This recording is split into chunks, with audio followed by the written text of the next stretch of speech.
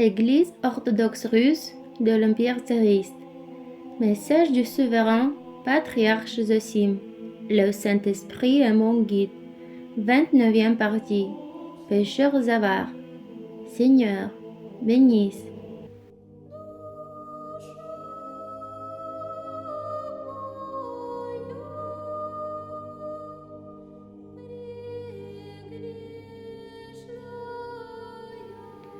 Le père Anatole de Kiev a dit qu'au dernier jour, seuls les pécheurs avares seront sauvés.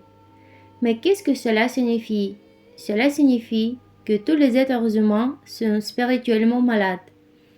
Certains le reconnaissent devant Dieu, d'autres non.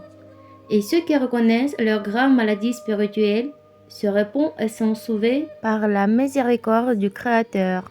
Car Dieu est fidèle, lui qui a dit: Venez à moi vous tous qui êtes fatigués et chargés, et je vous donnerai du repos. Matthieu 11, 28. Et encore, ce ne sont pas ceux qui se portent bien qui ont besoin de médecins, mais les malades. Matthieu 9, 12. Ainsi, ceux qui nient leur maladie spirituelle n'ont pas besoin du Christ. Ils n'appartiennent pas à Dieu. L'Esprit de Dieu m'a révélé que tous les êtres humains de notre temps souffrent spirituellement. Certains sont sous la protection divine, d'autres non. Certains sont sauvés, d'autres non. Et ce n'est qu'à travers les souffrances et une guidance spirituelle que nous pouvons reconnaître notre faiblesse, notre maladie, notre misère, de la honte dont nous avons depuis longtemps perdu conscience. Mes chers, pourquoi vous écris « Je sais ligne » pour vous éclairer. Par exemple, je vois une personne souffrant d'une affliction spirituelle, mais au-delà de cette affliction, je perçois aussi périodiquement l'action de l'Esprit de Dieu, et c'est pourquoi je ne l'abandonne pas. Dieu me dit, bien que cette personne soit malade, je la guérirai en son temps. Confie-lui donc certaines fonctions ou un certain rang dans l'Église, et le Seigneur agira avec cette personne par sa providence manifeste, par le biais de la nourriture spirituelle, des réprimandes et des reproches d'autrui. Cette personne devra faire l'expérience de tout cela. Apprenons toujours davantage sur nos péchés, et s'il s'humilie, alors je viendrai et je le guérirai, dit le Seigneur. Mais les gens pleins d'âme, ne voyant en une telle personne qu'une maladie, et ne réalisent pas que la providence du Créateur repose sur lui. C'est pourquoi ils ne font que la condamner. Il y a parmi nous des personnes dont Dieu m'a clairement révélé le futur service qu'elles rendront à notre Sauveur. Mais en même temps, ces personnes souffrent de maladies spirituelles. C'est leur croix. Vous comprenez? Ils en souffrent et en sont tourmentés. Je tiens à vous soutenir, mes chers, et à vous dire de tenir bon et de ne pas vous décourager. Soyez patients, et alors votre joie sera grande.